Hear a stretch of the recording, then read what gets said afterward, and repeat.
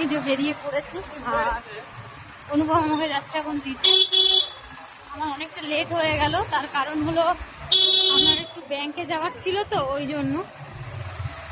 অনুভব ছেড়ে দিয়ে এই যে চলে যাচ্ছে আর আমরা এবার বাড়ির দিকে যাব।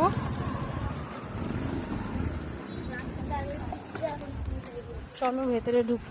তো ফাইনালি আমি চলে এসেছি আর এখানে সব এখন ওদিকে ঘোরা যাবে না, ব্যাপার ঘঞ্চু আর এইদিকে বোন সাজছে। আমি শাড়িটা খুলে একটু আটপেরে করে পরবো। আমার শাড়িটা পরা হয়েছে কিন্তু আমি এইভাবে পরবো না। আচ্ছা এটা আশালতা এসছে। ভালো আছিস আশালতা? তো এটা আমার আরেকটা বোন। যাই হোক ও রেডি হবে এবার আর আমি একটু কি ঢিলা লাগছে। চলো নেক্সট ব্লগ নিয়ে আবার আসবো আর একে একে সবার সাথে আগে এই ব্লগে তোমার সাথে আলাপ করিয়ে দেবো। তোর মা হলো আমার ছোনা মা। এই যে ছোনা মায়ের মুখে একটু ভাত দিয়েছে ভাই। ধর কেউ ধরে না নিয়ে ওরা তুই নিয়ে সোনুমা আর সোনুমা নাড়ু নাড়ু হয়ে গেছে।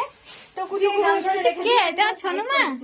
সোনুমা শাড়ি পরেছে দেখেছো? সোনুমা শাড়ি পরেছে একদম। দেখেছো আমার সোনুমা আজকে ভাত খাবে। তোমাদের নেক্সট পার্টে দেখাবো আমার সোনুমা ভাত খাবে। শাড়ি পরেছে দেখেছো কত সুন্দর করে। আর সোনুমায়ের সাথে আমার শাড়ির ম্যাচিং ম্যাচিং আছে, তাই না মা? এটা মানে ডেটটার আগে